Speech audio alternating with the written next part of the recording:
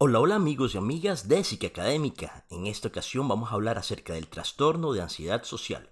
Sobre este trastorno, el DSM-5 nos dice que en el trastorno de ansiedad social, también llamado fobia social, la persona siente miedo o ansiedad ante las interacciones sociales y las situaciones que implican la posibilidad de ser examinado o más bien también las evita. Esto incluye interacciones sociales tales como reuniones con personas desconocidas, situaciones en las que la persona puede ser observada comiendo, bebiendo y situaciones en las que la persona ha de actuar ante otros, ante los demás.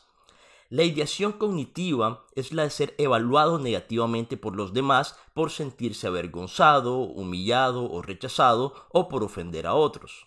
Criterios diagnósticos. A. Miedo o ansiedad intensa en una o más situaciones sociales en las que el individuo está expuesto al posible examen por parte de otras personas. Algunos ejemplos son las interacciones sociales. Por ejemplo, mantener una conversación, reunirse con personas extrañas, ser observado, por ejemplo, comiendo o bebiendo, y actuar delante de otras personas, por ejemplo, dar una charla o una conferencia.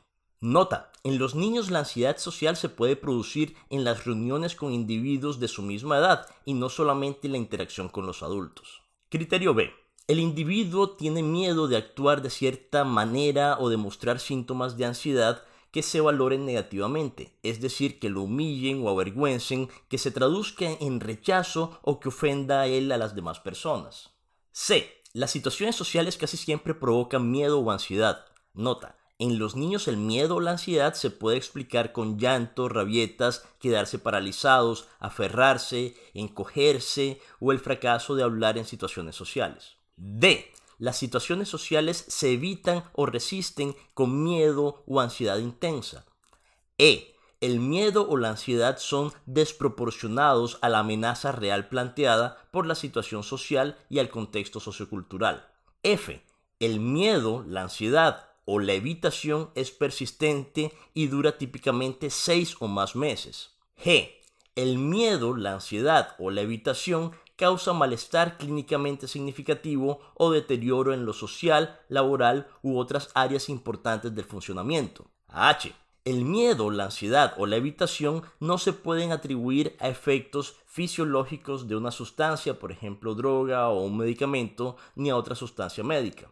Y el miedo, la ansiedad o la evitación no se explican mejor por otros síntomas de otro trastorno mental como el trastorno de pánico, el trastorno disomórfico corporal o un trastorno del espectro autista. J. Si existe otra enfermedad, por ejemplo, enfermedad de Parkinson, obesidad, desfiguración debido a quemaduras o lesiones, el miedo, la ansiedad o la evitación deben estar claramente no relacionados con esta o ser excesivos. Especificar si el miedo se limita a hablar o actuar en público.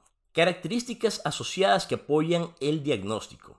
El DSM-5 nos dice que los individuos con trastorno de ansiedad social pueden ser inadecuadamente asertivos o excesivamente sumisos, o con menor frecuencia ejercer un gran control sobre las conversaciones. Pueden mostrar posturas corporales excesivamente rígidas o un contacto ocular inadecuado o hablar con una voz demasiado suave. Estos individuos pueden ser tímidos o retraídos y pueden ser poco abiertos en las conversaciones o hablar poco acerca de sí mismos. Pueden buscar empleo en puestos de trabajo que no requieran entablar contactos sociales, aunque no sea este el caso de los individuos con trastorno de ansiedad social solo de actuación. La ansiedad social entre los adultos mayores también puede incluir la exacerbación de los síntomas de enfermedades médicas, tales como el aumento del temblor o la taquicardia. Prevalencia. En Estados Unidos, la prevalencia estimada anual de los trastornos de ansiedad social es de aproximadamente el 7%. En gran parte del mundo se observan cifras menores de la prevalencia estimada anual utilizando el mismo instrumento diagnóstico, agrupándose en torno al 0.5 hacia el 2%. La prevalencia media en Europa es del 2.3%. Las tasas de prevalencia anual en los niños y adolescentes son comparables a las de los adultos. La tasa de prevalencia disminuye con la edad.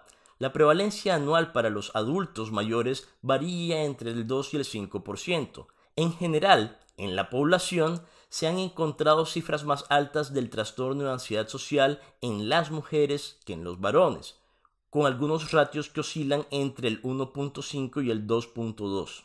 Y la diferencia entre géneros es más marcada en adolescentes y en los adultos jóvenes. Esto fue el trastorno de ansiedad social, también llamado fobia social, aquí en Psique Académica. Tengan muy buen día, buena tarde, buena noche, donde quiera que estén. Chao, chao.